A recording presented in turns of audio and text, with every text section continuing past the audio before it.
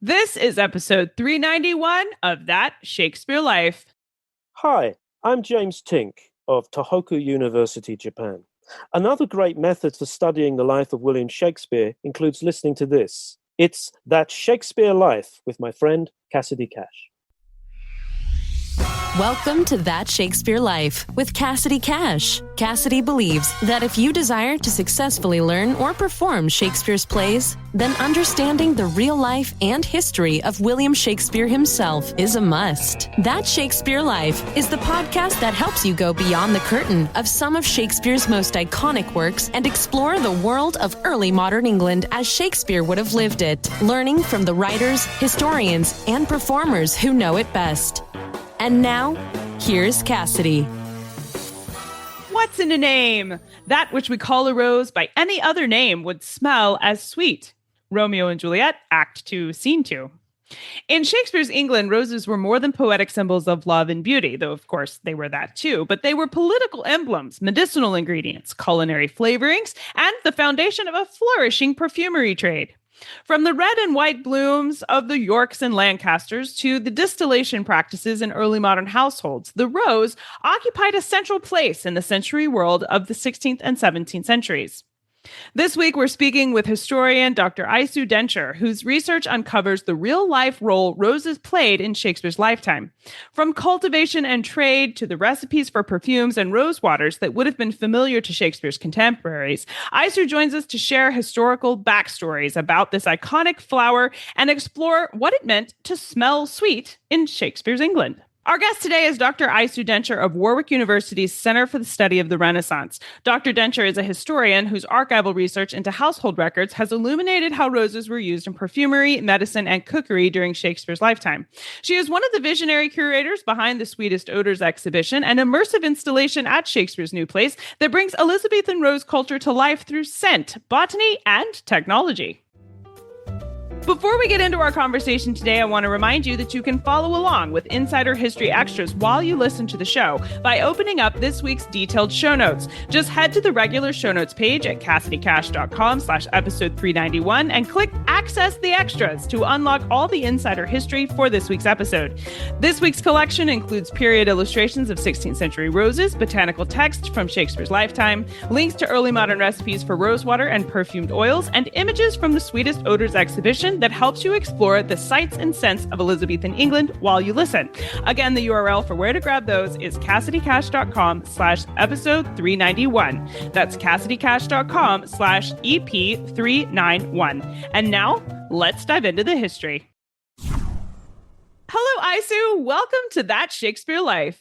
Hello, Cassidy. Thank you so much for inviting me. It's a great pleasure to be here.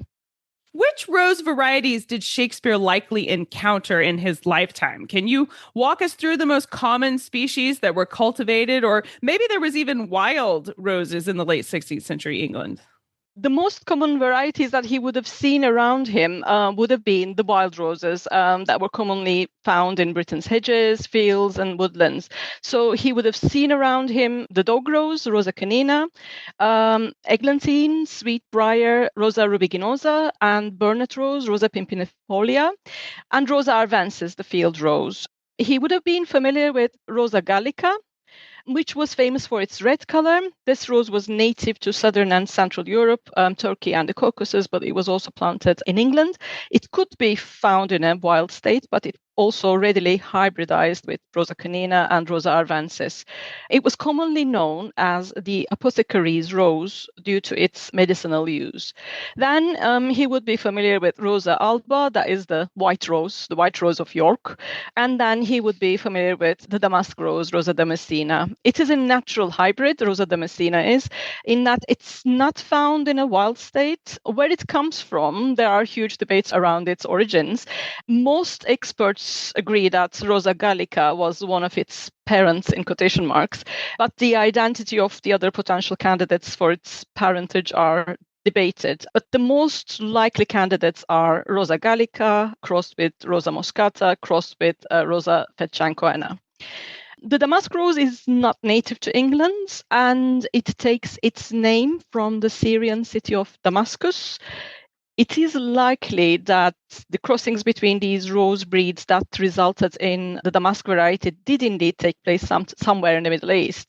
It's not possible to tell whether this happened exactly in Damascus or not, but the European-wide association of this rose with Damascus seems to stem from the fact that this particular city was famous for its gardening practices, but it was also placed in the middle of trading routes where roses traveled with other commodities.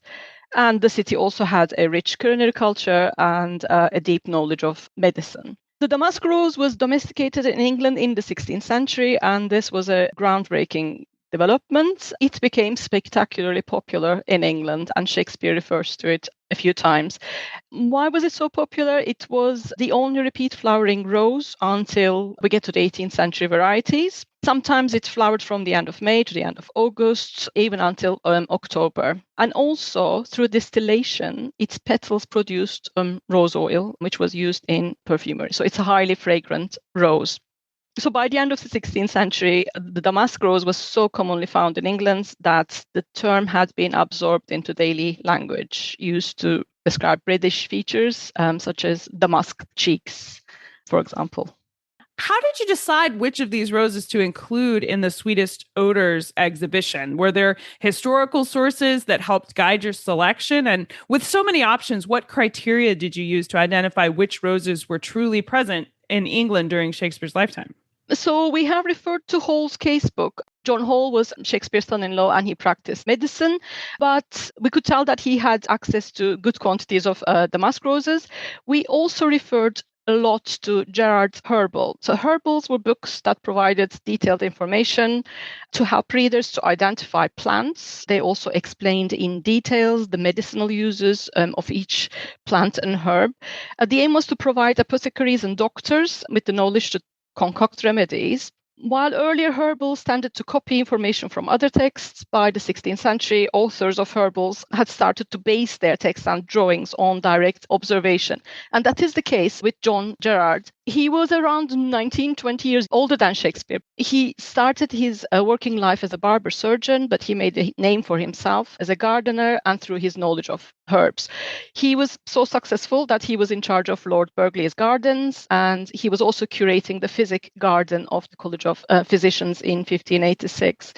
He also had his own garden, which I think is quite crucial, where he grew plants and herbs, and he had his own roses. He also proudly planted and grew potatoes. He was quite proud of that fact. Gerard's Herbal was published in 1597, and it is a fantastic source on plants and herbs, explaining their uses and lore. So we referred to the herbal a lot because it does mention the rose a lot. It devotes to the rose over 20 pages. In his herbal, Gerard identified 17 types of roses. So he mentioned 6 garden roses, the ones I've mentioned, Rosa album, Rosa gallica, the damask rose. He also mentions the Great and Lesser Provence rose. He mentions a thornless rose. Then he mentions 8 different varieties of musk roses, the 3 wild roses that we mentioned before, eglantine, the dog rose, and burnet rose. In the exhibition, we've placed a lot of emphasis on the damask rose. Gerard quite likes the damask rose. He mentions it as having a pleasant smell and for being fitter for meat and medicine. Based on Galen's teachings, the scent of roses was recognized as a cold smell, and this was used to balance hot humors. He writes a lot on the uses of roses, but he also writes on the distilled water of roses. He says that is good for the heart, for refreshing the spirits, and for all things that require a gentle cooling. He puts a lot of emphasis on distillation as a way to process roses, but other ways of consumption are also included. For example, rose sugar and so on. Well, what kinds of rose-based products did households produce? I mean, we're talking about them being processed and good for meat, to use Jared's words there. But can you describe how everyday households might have used roses? What are these rosewaters, infused oils, and other kinds of products? Yeah, sure. Pre-modern people had a quite holistic approach to scenting the spaces around them. They wanted to balance their humors and they wanted to prevent illnesses, and this required a quite multifaceted approach, basically covering all aspects of life, from bodies to living spaces, accessories to food and medications. So they believed that surrounding the person with the right smells played a fundamental role in achieving good health. And how do you achieve that? So what roles do roses play in this? Starting with living spaces, rose scent was thought to balance hot and humid air. In 16th century English households, to scent the air in indoor spaces and to get rid of bad, harmful odors, they placed scented flowers, especially rose petals. They spread them on floors, on tables, and on bedding. This was part of common advice to maintain good health, everyday good health, but also it was also believed to act as a preventative measure against the plague. So in his book on plague medicine, the French doctor Antoine Mizot argued that people needed to spread nice-smelling flowers and herbs in their rooms, and they needed to change them twice a day. He also advised people to place such nice-smelling flowers in clothing chests. The 16th century Dutch writer Levinus Lemnius comments that English households did exactly that. So he said English households use flowers to scent their environments. They lightly arrange flowers of various colors. So the colors are also important in this. They place them on blankets, on beds, and they fill their halls with a sweet scent. The same was true for clothing. And again, roses played an important role. So rosewater-based scents could be sprinkled on clothing in the summer, again, to bring a sense of coolness and comfort to the person. Scented gloves were very much in fashion in the 16th century, and rose-scented gloves also were highly favored. Queen Elizabeth was presented with a rose-scented pair of gloves, which she loved, apparently. But beyond that, medicine and food were part of the same spectrum when it came to healing, and roses were believed to possess various health benefits. This is not new to the 16th century, I think I should emphasize. The 12th century German abbess Hildegard of Bingen emphasized the use of roses, and she says it's good to add roses to potions, to unguents, and all sorts of medications. And she insists that even if you're able to add a little, it is going to increase the benefits of the medication because of the good virtues of the rose. So talking about plague prevention, people were told to hold a sponge soaked in rose water or rose vinegar to their noses, similarly to carry around pomanders in their hands. Other uses, Thomas Lupton, in his collection of recipes titled 1,000 Notable Things on Various Subjects, includes a complex recipe for an electuary, so something like a syrup, to be used in times of pestilence. He says that if the pestilence gave the patient heat, then the electuary should be drunk with rosewater and vinegar, but if the patient felt the pestilence cold, then the remedy would be drunk with wine. Other plague preventative measures, we find an advice from, again, Antoine Mizot. A mouthful of bread is dipped in citrus, lemon, or orange juice, again, with water, rose water, and sugar. And roses and violets especially go together really well in this. They are both seen as having a cooling impact. But roses feature in a variety of food recipes from all over the Mediterranean and, in fact, all over the world. Often the methods involve simply adding rose petals to a primary ingredient. For example, rose sugar is mentioned in a number of recipes. Rose petals are used to add color and scent to sugar. Where did this come from in the first place has been debated. So Byzantinists argue that this was a Byzantine invention, that they came up with this idea first. This is difficult to prove, but the Byzantines certainly added flavors to wine. So there are recipes with rose-flavored wine, but also mastic, aniseed, saffron, and storax flavored wine as well. Then we have rose honey. This is, again, quite commonly seen across cultures. Roses were mixed with honey to enhance the benefits of this ingredient. Gerard emphasizes that rose honey is most excellent and good for wounds, ulcers, issues, and generally for such things as have need to be cleansed and dried. So I was talking about this with a friend, rose honey, and she said, oh, yes, when I have rose tea, I put some honey in it. Is it the same thing? I said, no, it's not the same thing. So in the 16th century and earlier than that, they wanted to see the roses in the honey. So they were shredding the roses, especially red roses, and then soaking them in clarified honey. And they thought that this turned honey into a quite beneficial medicine. Other things, rose vinegar was also obtained by soaking rose petals in vinegar. There's a recipe for rose lemonade from Thomas Lupton's book, where he says you mix water and sugar, and then you add lemon peel to it, and you add some slices of lemon and add rose water. And he says this is extremely cooling in hot diseases and particularly in fever. So this isn't just, as a beverage, but as medication. Similar lecture again appears among Mizo's recipes. He recommends tampering a citrus fruit in good rose water and cooking it in a new pot, adding sugar and cinnamon if the patient was rich.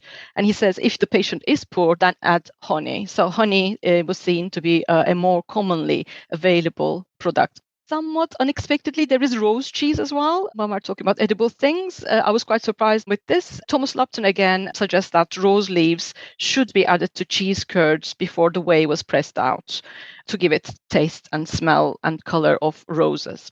Beyond plague prevention, there seem to be other health benefits of consuming roses. For example, the heart.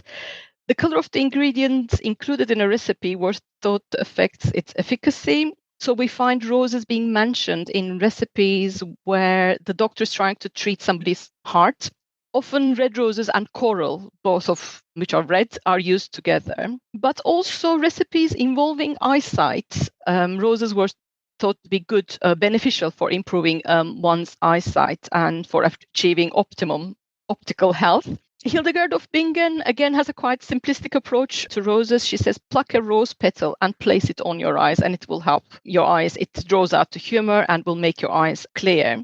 So again, we find roses being mixed with sugar and put on top of eyes to help eyesight, or washing the eyes with rose water. Again, this is something found in recipes. And I have found a similar recipe from a Venetian ambassador to Alexandria. So this isn't just England, but people from all over the Mediterranean thought roses were helpful for failing eyesight.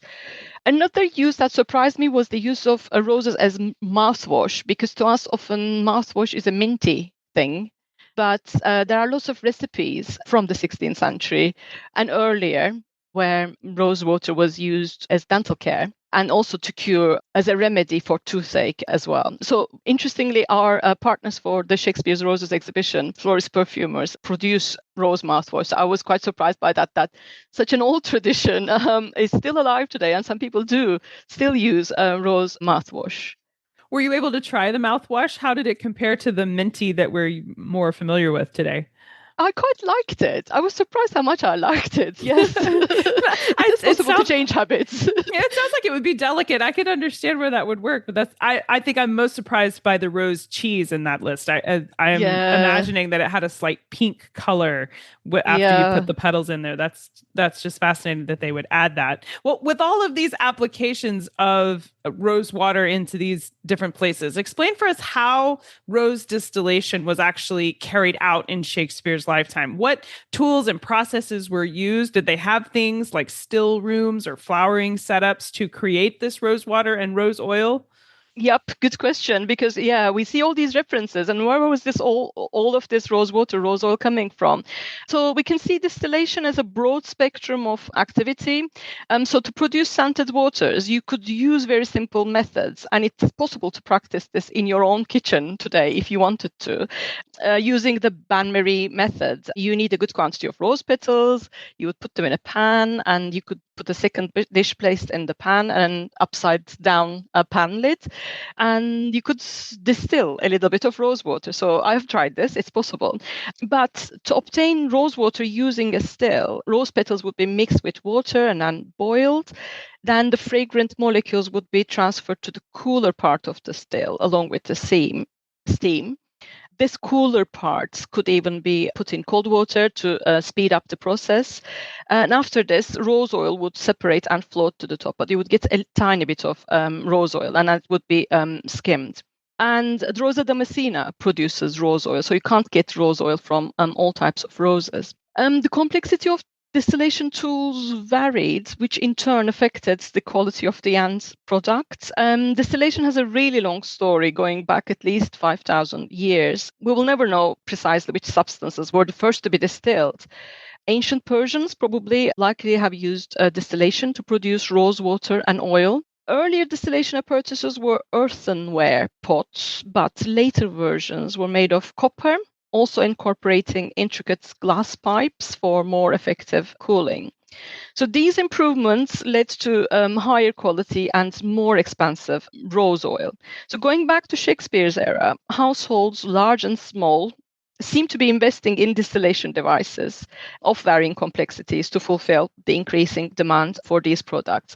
So why is there a high demand in the 16th century for these products? In the context of England, the dissolution of the monasteries plays a major part. So monasteries were in charge of these distillation processes, and they knew what they were doing. They had herb gardens, they had plants. But once they are out of the picture, the demand still exists.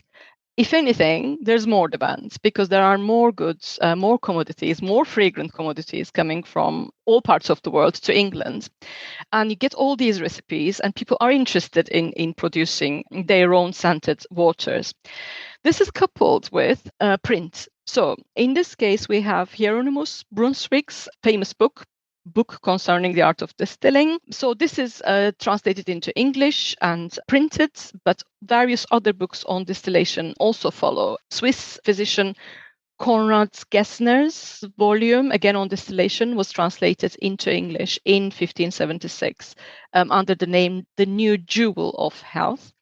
The translator was George Baker. He was a surgeon and he had authored various other books on medicine. And he wrote also the introduction to his friend Gerard's Herbal. So they're all friends, they're all parts of the same circle. In his introduction to Gessner's work, Baker repeated the claim that distillation made medicines more palatable. So it's not just, the household demand, but it's also demand coming from the patients as well. So they are using that in medicine too. Now, you referred to John Hall's medical records earlier, but what kinds of rose-based treatments does he record using there? Does his casework or medical writing reference rosewater or rose-infused remedies for particular ailments? Yes, good question. So he does reference roses a lot. In fact, roses are the most commonly referenced ingredient in his casebook. So he practiced medicine in Stratford until his death in 1635. And his casebook gives us an invaluable insight into how medicine was practiced in the town in the early 17th century. And he uses roses in various ways and in various formats and to treat a broad spectrum of ailments. So I think this shows us the versatility of rose-based products as remedies, but also that the fact that Hall believed in their effectiveness. So, in effect, his casebook allows us to observe the application of some of the advice given by other doctors writing in the same period. So he's giving us real-life scenarios. So he uses roses, rose flowers and petals as ingredients in various recipes, along with other substances. Rose oil he uses in plasters. He uses rose syrup to loosen or add liquid to solid concentrates. And similarly, sugar dissolved in rose water.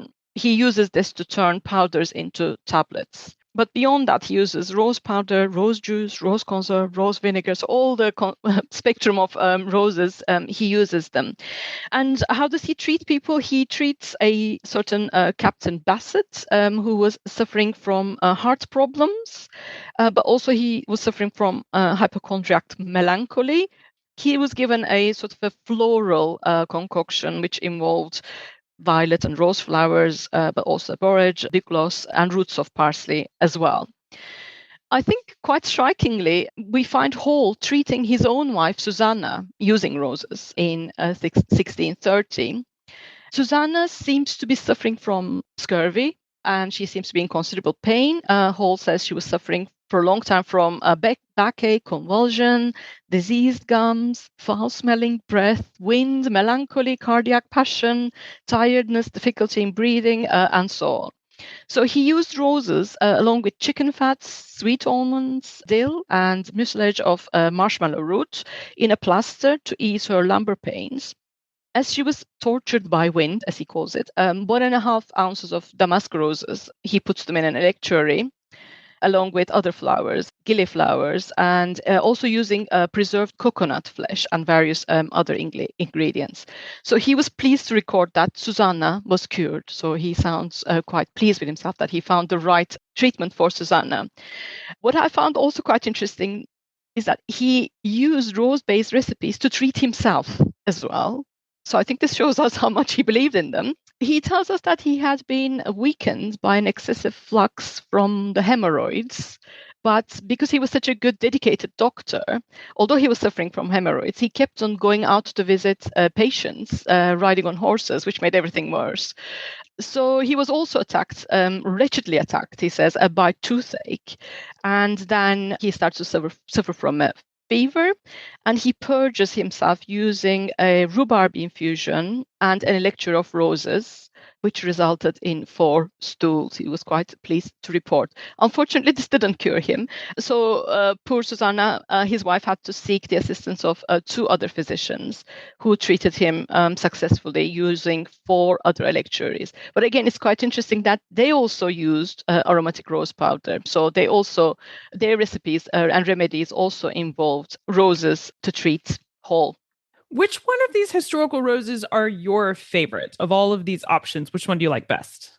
Oh, that's a good question and a difficult question. Okay, how do I choose? I like most of them, but I think if I could cheat and choose 2, I think I can't not choose the damask rose. It's so elegant. It smells beautiful. It looks beautiful. It travels. It's used for so many different things.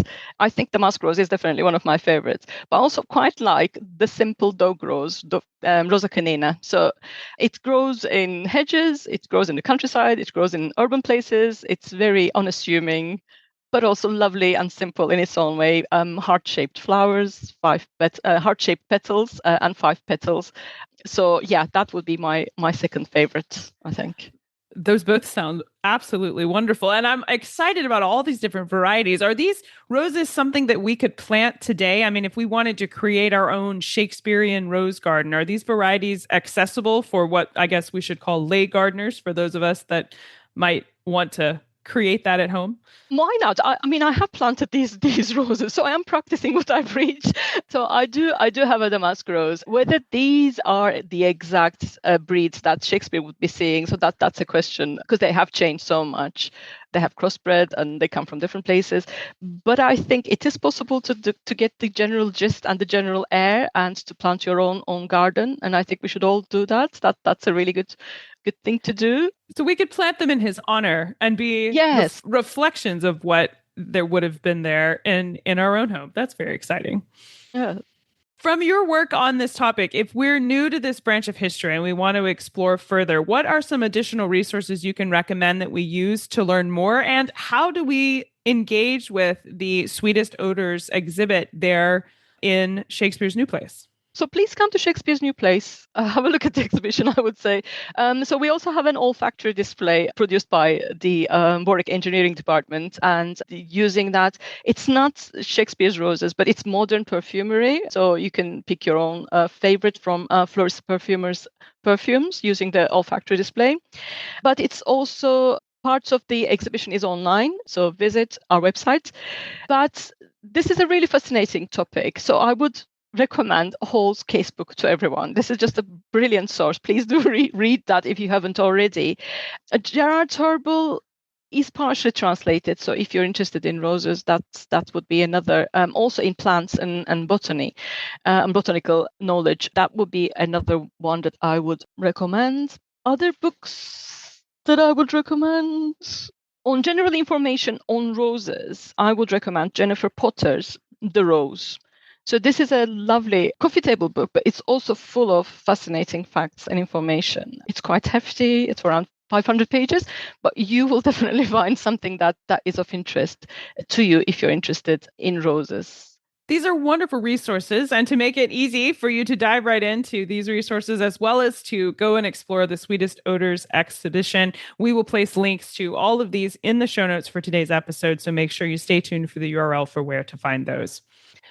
Now, Aysu, we ask everyone this next question here at That Shakespeare Life, and that's, what's the one book you would take with you on a deserted island? My friends in England tell me I'm supposed to allow you the complete works of Shakespeare and a copy of the Bible, so your choice would be in addition to those.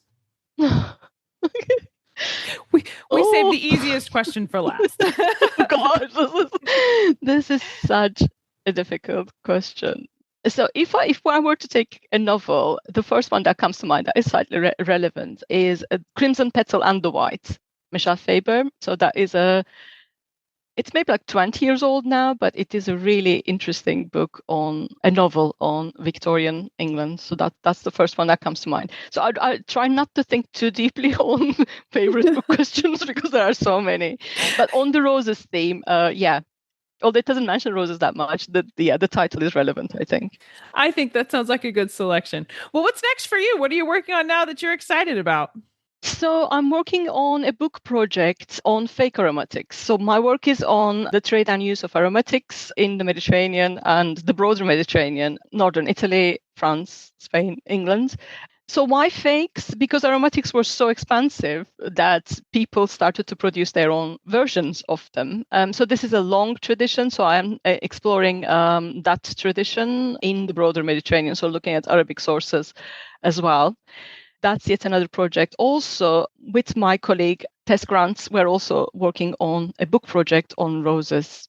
But yes, this is still in the making, the proposal side, yes. We will look forward to seeing that come to life. How exciting. Thank you so much, Aysu Dincer, for being here this week and helping us understand roses and all their other names by which they just smell as sweet, along with the details of the Sweetest Odors exhibition, where we can literally step into the roses from Shakespeare's lifetime and learn more about that. It's been really fun talking with you today. Thank you for sharing this history with us.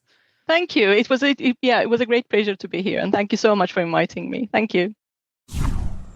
As we close the gate behind our exploration into the rose gardens of Shakespeare's England and say goodbye to this fragrant exploration of perfumery, symbolism, and sensory history, we give our thanks to Dr. Aysu Dincer for joining us this week to share her research into how roses were cultivated, used, and understood during the life of William Shakespeare. You can find more information about Dr. Dincer and links to the resources she recommends, including the exhibition at Shakespeare's New Place, by visiting the show notes for this episode at cassidycash.com/episode 391.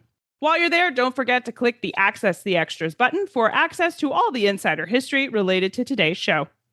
That Shakespeare Life is researched and produced by me, Cassidy Cash. Our audio engineer is Gary Mayholm. Until next time, may your garden be filled with fragrant blossoms, your words rich with meaning, and your heart open to the sweet scents of history. That's it for this week. Thank you for listening. I'm Cassidy Cash, and I hope you learned something new about the Bard. I'll see you next time. Bye-bye.